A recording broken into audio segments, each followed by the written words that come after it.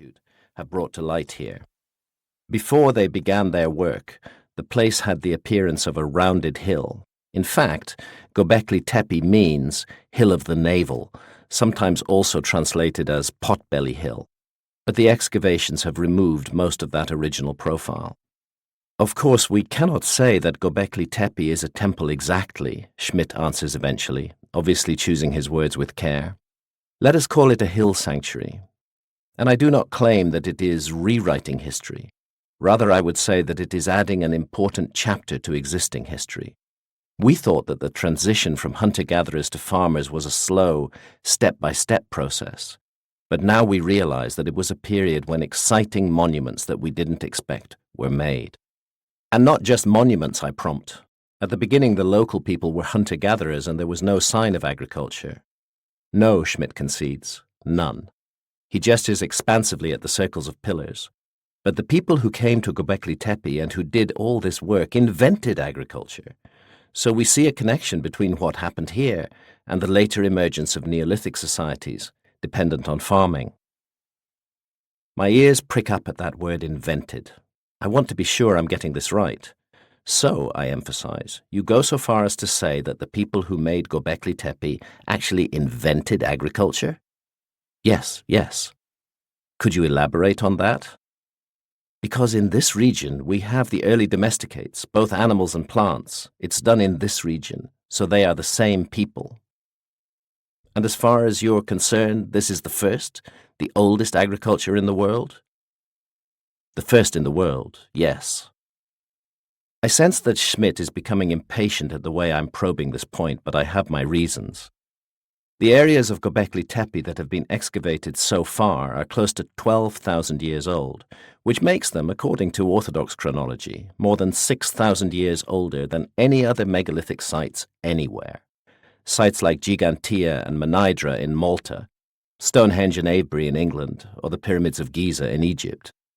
Yet those sites all belong to that phase of the evolution of human civilization that archaeologists call the Neolithic, the New Stone Age, when agriculture and the organization of society along structured hierarchical lines were already well advanced, permitting the emergence of skilled specialists who had no need to produce their own food because they could be supported from the surpluses generated by farmers.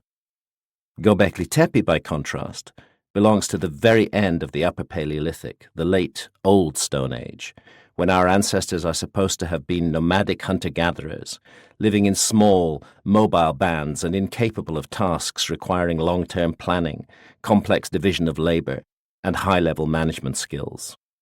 Schmidt and I are standing at a point on the walkway that overlooks both Enclosure C and Enclosure D, where I've learned from my background research of an intriguing image carved on one of the pillars.